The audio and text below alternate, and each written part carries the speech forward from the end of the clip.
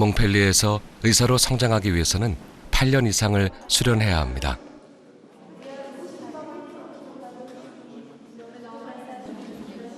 의학이 인간의 생명에 관한 학문이며 전문성이 필요한 분야이기 때문입니다.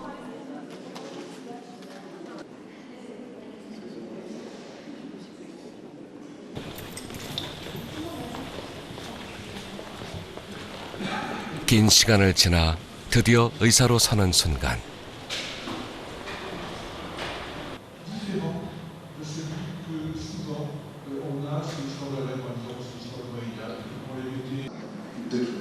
붉은 가운은 몽펠리에 졸업생들이 입을 수 있는 그들만의 특별함의 상징입니다.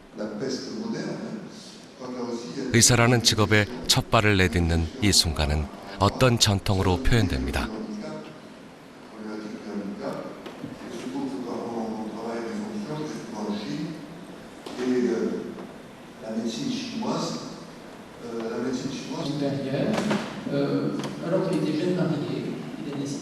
En présence des maîtres de cette école, de mes chers condisciples et devant l'effigie d'Hippocrate, je promets et je jure, au nom de l'être suprême, d'être fidèle aux lois de l'honneur et de la probité dans l'exercice de la médecine. Je donnerai mes soins gratuits à l'indigent et n'exigerai jamais un salaire au-dessus de mon 의사가 travail. 되고자 하는 이들의 맹세. Dans l'intérieur des maisons, mes yeux ne verront pas 히포크라테스 ce qui se passe. 선서입니다. Ma langue taira les secrets qui me seront confiés, et mon état ne servira pas à pourvoir 히포크라테스 선서식은 1804년 졸업식에서 히포크라테스 선서를 처음으로 낭독한 이후 몽펠리에 의과대학 졸업식의 전통적인 풍경이 되었습니다. Que les hommes m'accordent leur estime si je suis fidèle à mes promesses, que je sois couverte d'opprobre et méprisée de mes confrères si j'y manque.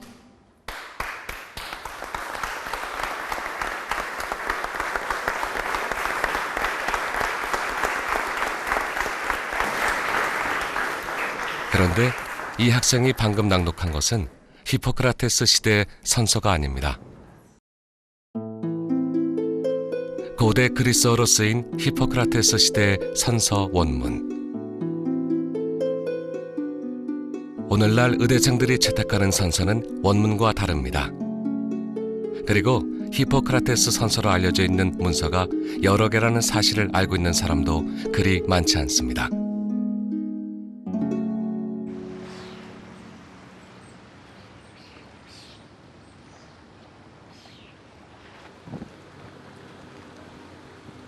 그리스의 작은 섬 코스. 고대 그리스 의학의 중심지였습니다.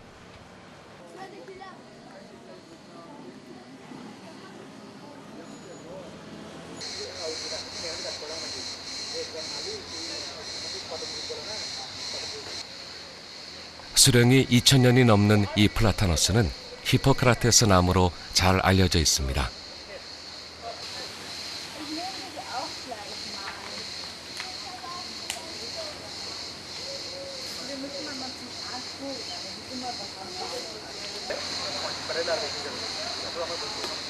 히포크라테스는 이 나무 아래서 제자들에게 의학을 가르쳤습니다.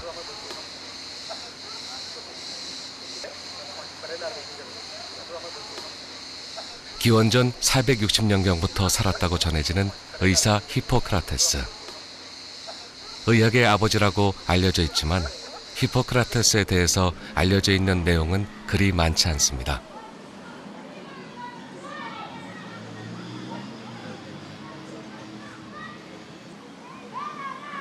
히포크라테스 선서는 조금 더 복잡합니다. 히포크라테스 학파 의사들이 썼다는 주장과 그가 직접 썼다는 주장이 엇갈립니다. 게다가 우리가 알고 있는 선서는 원문을 1948년 세계의사협회가 수정한 것입니다.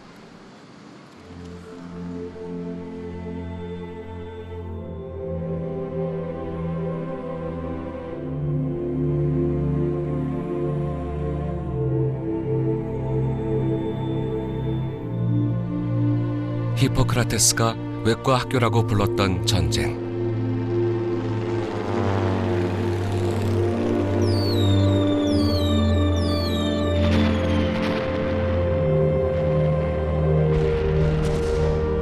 사람을 살리는 의술이 발전했기 때문입니다.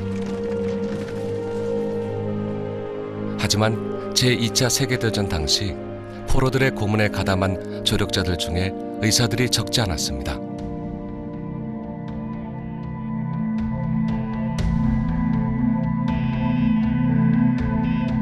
독일 나치군의 유대인 집단 학살에도 의사들이 가담했습니다.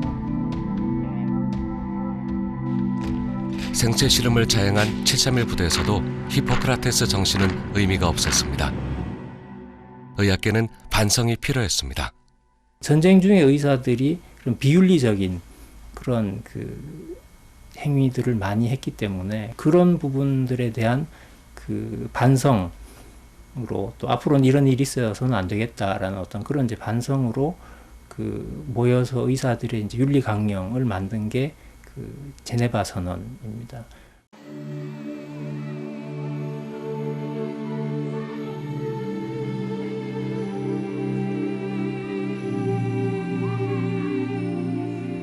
코스섬의 아스클레피온 신전은 현대의 종합병원 같은 곳이었습니다.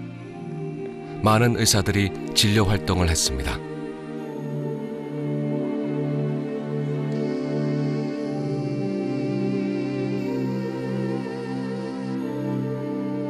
의사는 2500년 전부터 전문직에 속했을 정도로 오래된 직업입니다.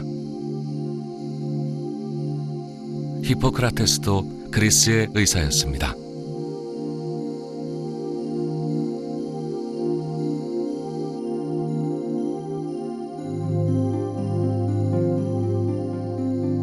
그리고 아스클레피온 신전에서 재현된 히포크라테스 선서식.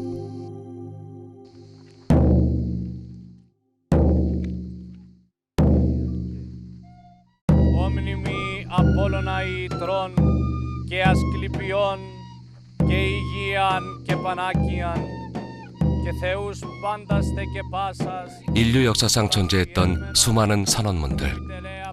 오래되고 유명한 것 중 하나가 히포크라테스 선서입니다.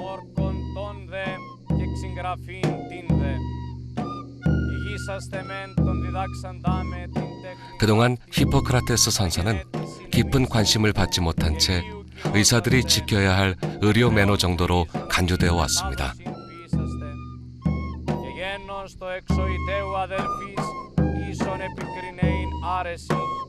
και διδάξιν την τέχνην ταύτην ειν χρήζωσιν μανθάνην. Άνευ μισθού και ξυγγραφής και της λυπής απάσης μαθήσεως μετάδοσιν ποιήσαστε ιήσετε εμίσι. 한 장이 채 되지 않는 히포크라테스 선서. 문장과 문장 사이에는 히포크라테스 의학의 정신이 흐릅니다.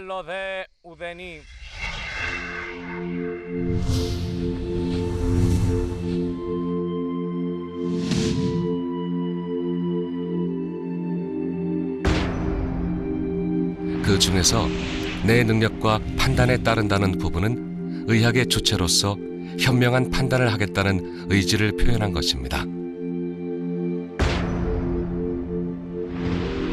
환자를 이롭게 하기 위해서 섭생법을 쓰겠다는 것은 환자에게 도움이 되도록 진료한다는 의학의 목적을 밝힌 내용입니다.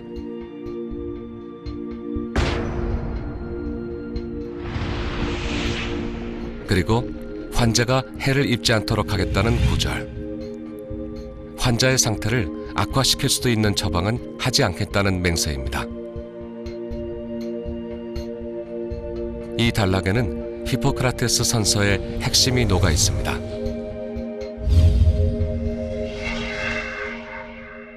Άρητα ηγεύμενος είναι τα τι αυτά. Όρκον μενούν μητών δε επιτελέα πιέοντι και μη ξυγχέοντι ή επάβραστε και βίου και τέχνης δοξαζομένο παρά πάσιν 히포크라테스가 강조한 섭생법이란 식습관이나 운동 같은 일상을 의미합니다. 어떤 약보다도 인간의 자연 치유력을 중요하게 여긴 것입니다. They try and focus on the individual, though there are beginnings of trying to see medicine in a wider sense. And they all focus on lifestyle.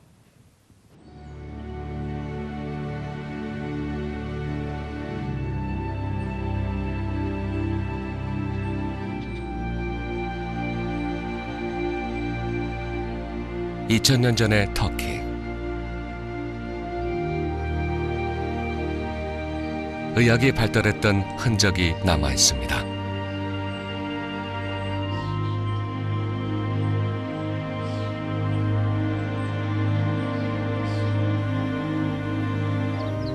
의학의 신을 모신 신전.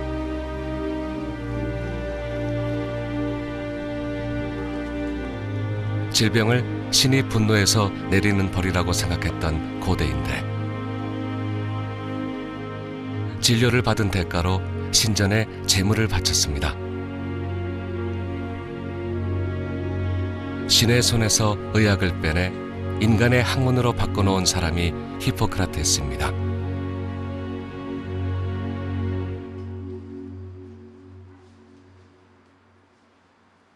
프로메테우스 같은 히포크라테스의 의학은 히포크라테스 전집에 나타나 있습니다. 100여 권의 저서들에서 히포크라테스는 자연 치유력을 중요시했습니다.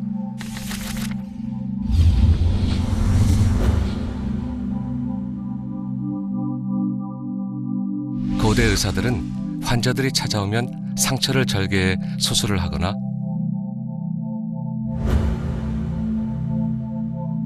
불로 지지고 피를 뽑는 등 공격적인 치료법을 주로 사용했습니다.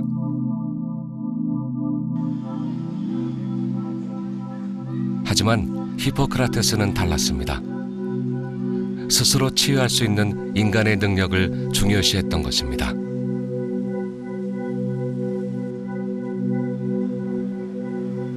우리 몸 안에는 10명의 의사가 있으며 여러 치료법 중에서 가장 충격이 적은 치료법을 선택하라고 제자들에게 가르쳤습니다.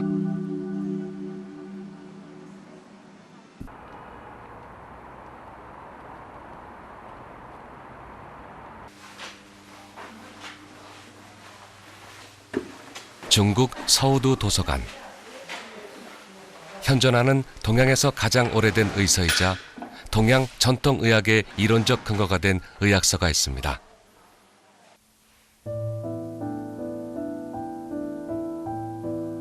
황제 내경. 히포크라테스 전집에 비교되는 동양의학의 고전입니다. 황제 내경은 자연 치유력을 강화할 수 있는 다양한 섭정법을 최고의 의술로 칩니다. 환자에게 해가 되지 않게 한다는 의학의 목적에 대한 철학입니다. 황제 내경은 의사의 자세에 대해서도 전합니다. 적합한 사람이 아니면 가르치지 않고 참된 진리가 아니면 전하지 않는다는 구절입니다.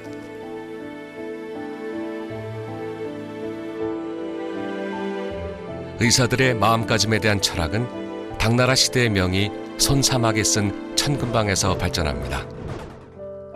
대의 정성. 뛰어난 의사는 정성을 다한다는 뜻으로 의사의 덕을 강조한 이 구절은 히포크라테스 선사와 겹치는 부분입니다.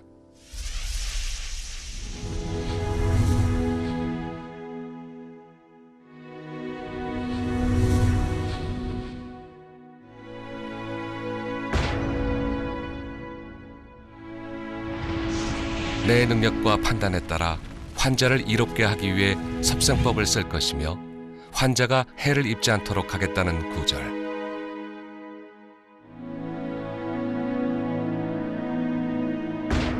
그리고 내가 선서를 어기고 거짓 맹세를 한다면 좋은 평판과 삶을 누리지 못하게 해달라는 구절입니다.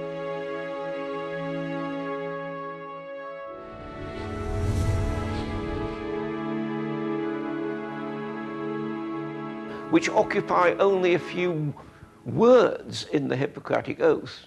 But what the oath says is that there has to be a personal contract, almost, between doctor and patient, and that there are obligations of the doctor to treat the patient ethically. 수천 년 전의 히포크라테스 선서. 의술이 존재하는 이유에 대해 환자의 이익에 있고 결코 의사의 이익에 있지 않다고 합니다. 그리고 히포크라테스 의학을 재평가하는 현대의학의 움직임은 동양의학과 무관하지 않습니다.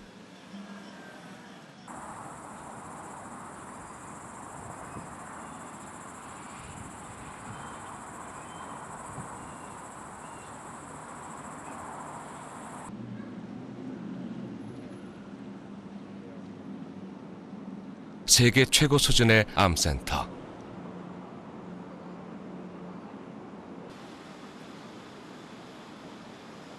암의 완치를 목표로 암을 치료하는 새로운 의학에 주목하고 있습니다.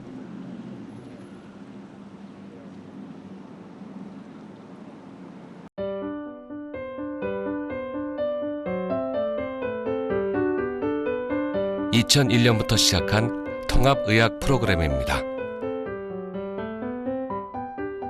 암 환자에게 침이나 아유르베다 같은 전통적인 동양의학을 병행하는 것입니다.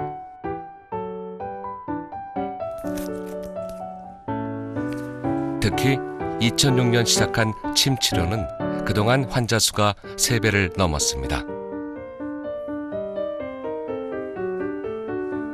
통합의학 프로그램이 암 치료의 중요한 영역으로 자리 잡은 것입니다.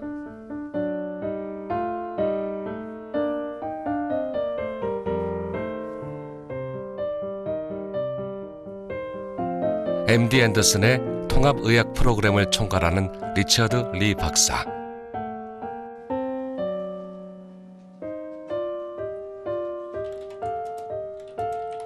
동양과 서양의학을 통합하고 새로운 의학을 모색하는 일에 의사들이 자발적으로 나섰다는 사실이 의미가 있다고 말합니다. Medicine means to me is really looking at how we can help patients in the most comprehensive and global fashion. It's not just about more medicines and pills, surgery or chemotherapy, radiation, but we want to think more broadly. So we want to incorporate things like nutrition, exercise. Can we address issues of depression, stress through mind-body approaches like meditation?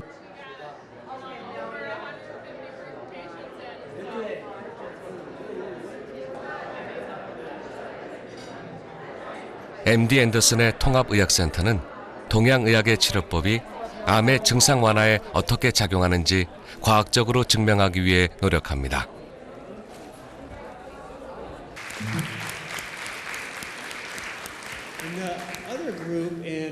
It's interesting.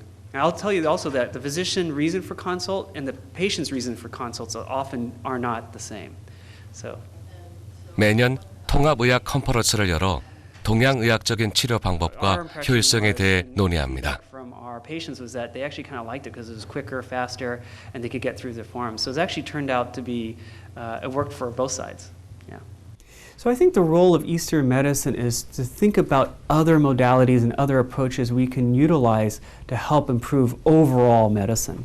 Every type of medicine has a role, and through research what we can understand is how do we bring all these different types of medicines together to help patients improve their care.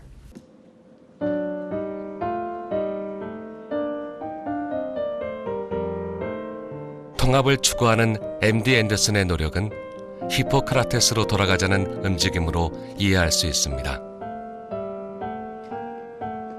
히포크라테스 정신과는 다른 방향으로 발전해온 현대의학에 대해 의사들 스스로도 되돌아보고 있는 것입니다. 의료가 원래 가지고 있던 어떤 그런 인간적인 측면들이라든지 이제 그런 부분들이 굉장히 많이 상실이 되고 그런 가운데서 이제 그런 그 의료가 원래 가지고 있던 그런 인간적인 그 측면들을 다시 회복해야 되지 않겠느냐. 그러니까 현대의학이라는 게 워낙 이제 그 기술적이고 어떤 과학적인 쪽으로 많이 치우쳐져 있기 때문에 다시 어떤 환자 중심의 의학으로 돌아가자라는 그런 그 의미로 히포크라테스 의학의 정신으로 돌아가자 그런 의미죠.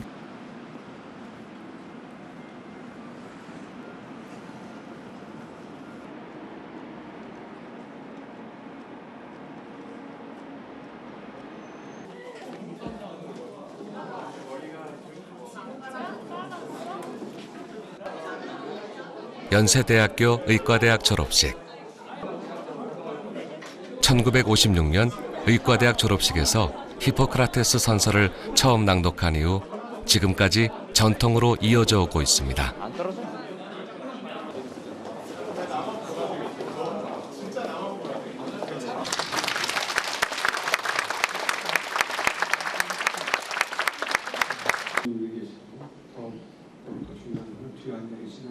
오늘 의사라는 이름으로 첫 발을 내딛게 되는 의학도들. 가득한 것은 아닙니다. 경제 불황으로부터의 출구는 히포크라테스 선서가 낭독됩니다. 이제 모두 오른손을 드시고요. 이제 의업에 종사할 허락을 받음에 나의 생애를 인류 봉사에 바칠 것을 엄숙히 서약하노라. 21세기에 낭독되는 2500년 전의 선서.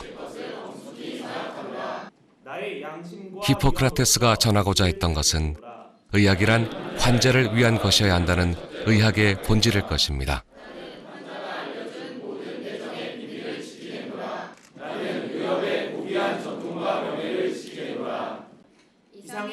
의사로서 그 의술을 정직하게 지킨다면 의사로서의 명예는 자연스럽게 따라올 것입니다.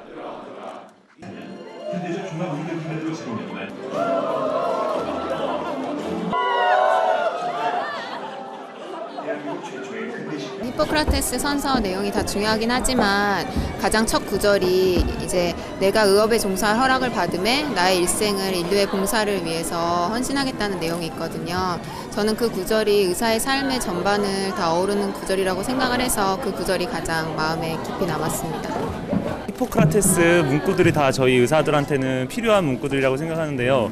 그 중에서 가장 이제 제 마음에 와닿았던 문구는 나의 양심과 위험에 따라서 의술을 베풀겠다라는 그 문구가 가장 마음에 와닿았습니다. 실제로 이제 현실 세계에서 의료에 임하다 보면 내 양심에 따라서나 내가 알고 있는 지식이 아니라 이 뭐 현실 상황이나 뭐 이런 여러 가지 때문에 그런 의료를 많이 못 펼치는 부분이 있는데요. 나의 양심과 나의 위험에 한 점 부끄럼 없이 내가 환자들에게 의술을 베푼다면 그건 환자들에게도 도움이 되고 저도 평생 보람찬 의사생활을 할 수 있을 거라고 생각해서 그 문구가 가장 기억에 남습니다.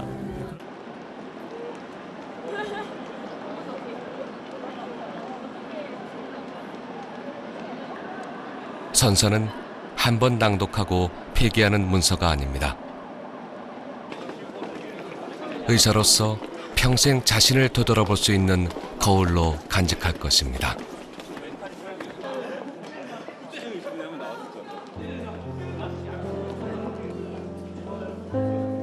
현대의학의 의사들은 역사상 어느 때보다 우리의 몸에 대해 더 많이 알고 있습니다. 하지만 삶과 죽음은 여전히 어려운 문제입니다. 히포크라테스는 인간에 대한 사랑이 있는 곳에 의술도 있다고 말했습니다. 의사가 움직이는 동기가 다른 무엇보다 인간에 대한 존중과 사랑이어야 한다는 것입니다. What he stands for today, I think, is the notion of the patient as an individual, and that the importance of the doctor for establishing that relationship with the patient. The Hippocratic Oath serves as, if you like, an ethical statement, even if you don't believe everything that's in it. 동서양을 떠나서 의사들은 인간적인 가치를 추구해 왔습니다. 생명을 소중히 여기는 철학, 사람을 가엽게 여길 줄 아는 마음은 히포크라테스 선서로 통합니다. 동양과 서양 두 의학의 간극은 의사들이 메울 수 있습니다. 수많은 차이에도 불구하고 히포크라테스가 추구했던 믿음, 생명을 구하는 일은 가치가 있기 때문입니다.